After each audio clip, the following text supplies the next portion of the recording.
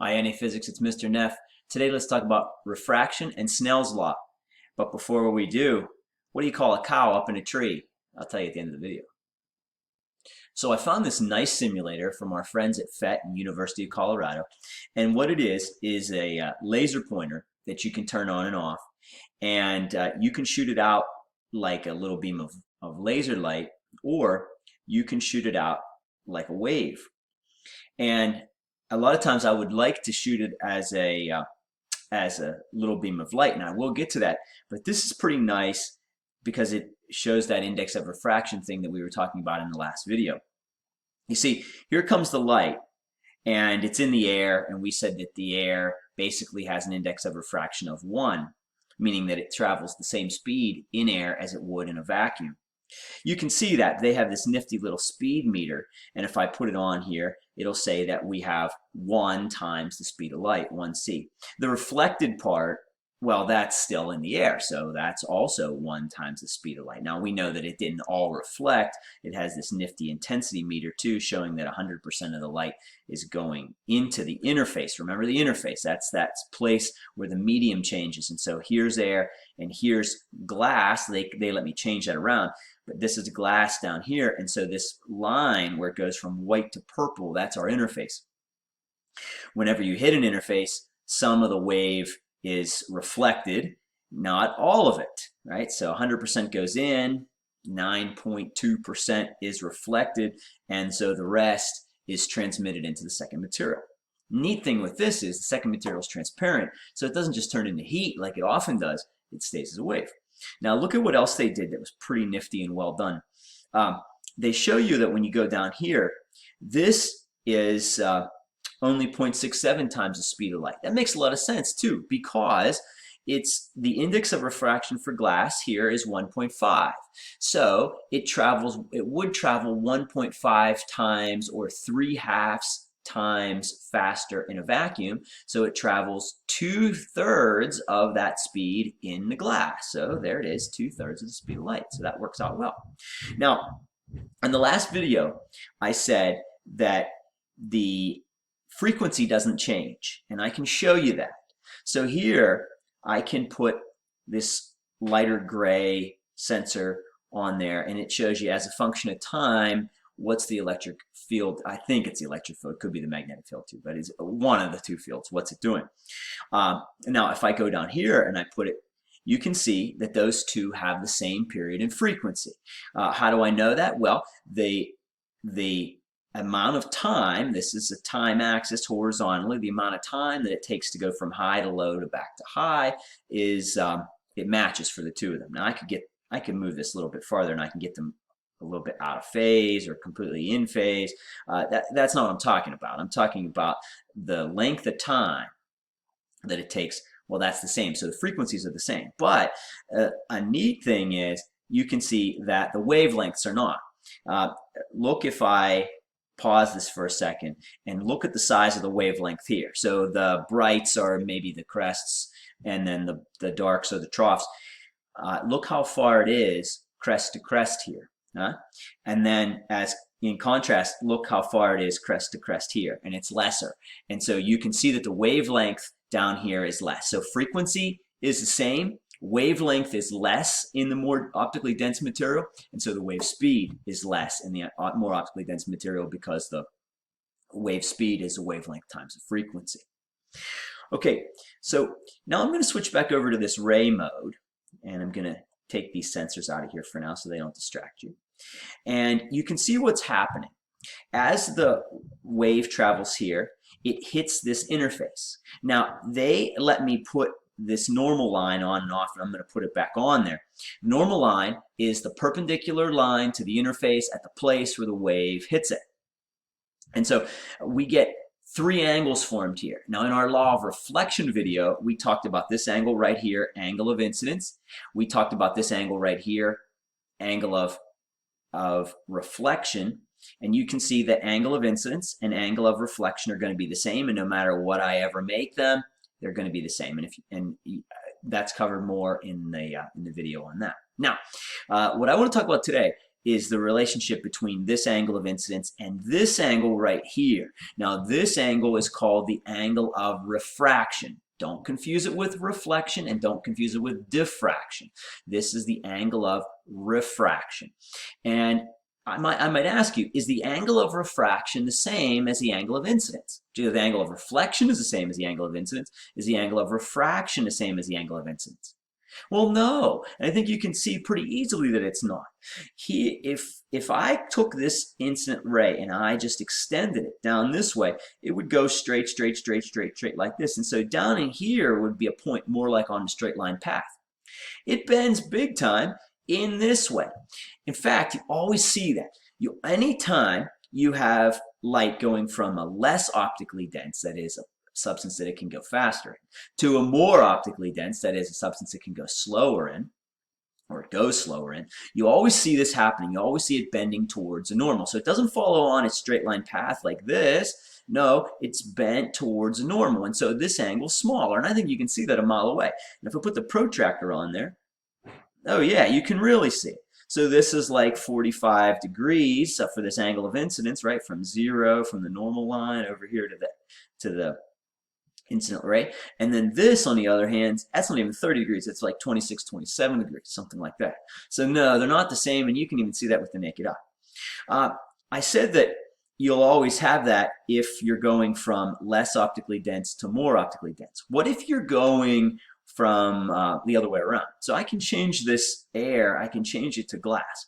And I want to pause here for a second. I want you to see that when there's no difference in index of refraction, then you don't get any reflection. This isn't an interface, and you didn't get any refraction either. This just kept going right on straight down through. Okay, this is maybe a piece of glass, and this is a separate piece of glass down here, and there's an interface that's two different pieces of glass, but no refraction there. And that's going to come up at the end of the video again. Now let me turn this to something else. Let's go back to air, and now take a look at this.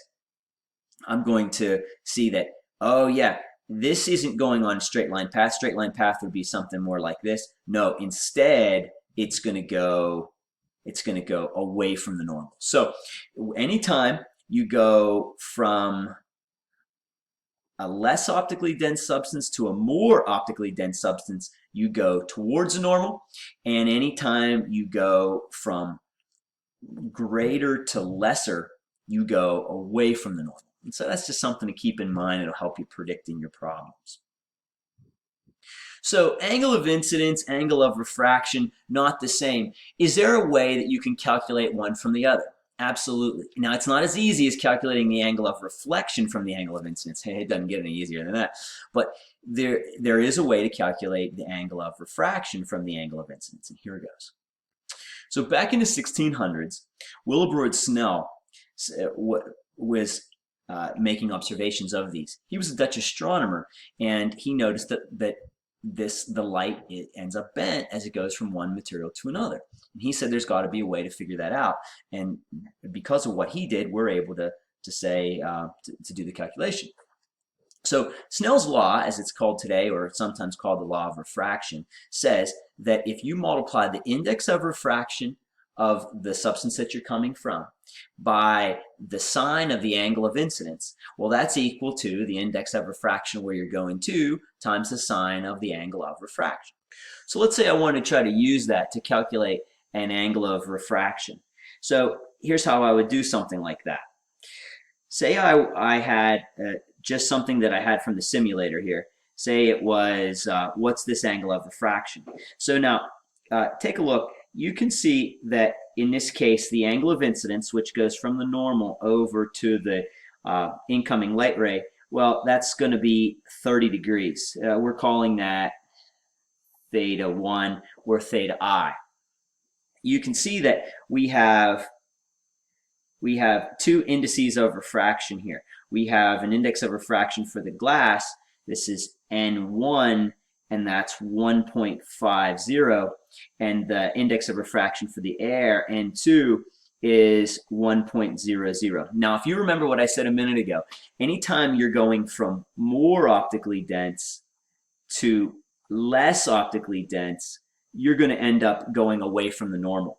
And so I'm hoping that this angle comes out to be more than 30 degrees. Let's see if it does.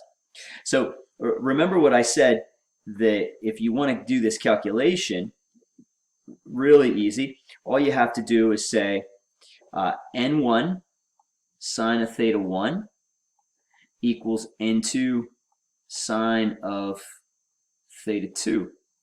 And theta 2 is that angle of refraction that we want. So I'm going to say 1.50 times the sine of 30 degrees. Oh, that's nice. And that's equal to 1 times the sine of theta 2. And so we see that 1.5 times sine of 30, you can use your machine if you need to, but I'll bet you'll come out to 0.75, and that's equal to 1 times sine of theta 2, which will just be sine of theta 2. And all you got to do is do an arc sine of both sides, and you end up with the theta 2 is inverse or arc sine of 0.75. When I ran that through on my machine, I got an angle of refraction of 48.6 degrees. Maybe we'll just make that 49 degrees. How's that compare to what we saw in the simulator? It actually looks pretty good, right? Pretty good. This is 30, 40, just about 50, close to 49. I think we can call that successful. A couple neat things come about because of refraction. One general rule is things are always deeper in the water than they seem. So take for instance this girl trying to grab this fish. Grabbing a fish is not very easy. It's slippery, it's fast, it's agile, and it's not even where it looks like it is. Look at this. If you look at that light that's coming off of that fish, just like that pink ray that's carrying the image of the fish's tail, it comes up here to the water surface. Here it comes, here it comes, here it comes, and then it's going to refract. Now just like our last example, it's going from an index of refraction of 1.33 to an index of refraction of 1.00. It's going to bend away from the normal, and so here's where the normal is, and it doesn't just follow its straight line path. No, it goes this way, and so it gets into her eye by following that bent path. Well, just like we've always said, she thinks, you and I think, that light travels in straight lines. And so she sees that picture of that fish coming in along this line. And so what does she see? She sees this virtual fish right here, and she's grabbing for that. And good luck, there's no fish there. The fish is down below. You've seen things like that before too. Maybe you've not tried to grab a fish, but maybe you've seen a straw inside of a cup and it looks bent. Or even if you look at a coin inside of a cup, you'll see that when the light comes up to that surface, it bends away from the normal, but you think that the light travels in straight lines, so you think that it's actually there when it really isn't. This is a good thing to know if you're ever stranded and you have to do some spear fishing. If you want to do some spear fishing, don't try to throw the spear where it looks like the fish is. You're going to be hungry. You have to shoot for a fish that is below where it is. Now, unless you're shooting it with a laser. If you happen to be stranded but you had a laser, you could shoot the laser right at the fish because the laser is light, and so it will bend the same way that the light from the fish did, and then you'll hit that fish, maybe cook it a little bit in advance too. Another neat thing that comes because of refraction is twilight. So when the sun goes down below the horizon, it should be night, and it should happen, just like that, almost like turning a light switch off. But what happens is, you see, here's the sun, and the light from the sun is traveling in a straight line, but then when it hits the atmosphere, it bends, and so some more of it, here you are, some more of it can get to you that shouldn't be able to get to you, right? That sun, if it didn't bend, it would just keep on going straight and it would never get to you. But because it bends, it can get to you, and you get to enjoy a little bit more daytime each day than maybe you should. One last neat thing before we go. Optical density is not the same as regular density. A glass rod and some corn oil, obviously they're not the same density. You can't put your finger through the glass rod, but you could through the corn oil. But they have the same optical density. That means they have the same index of refraction. And so when the light tries to go through there, it's not deviated. And look how when that glass is down in the oil, you can't see it because the path of the light is not being disrupted. Kind of a neat thing. And last, what do you call a cow up in a tree? High stakes.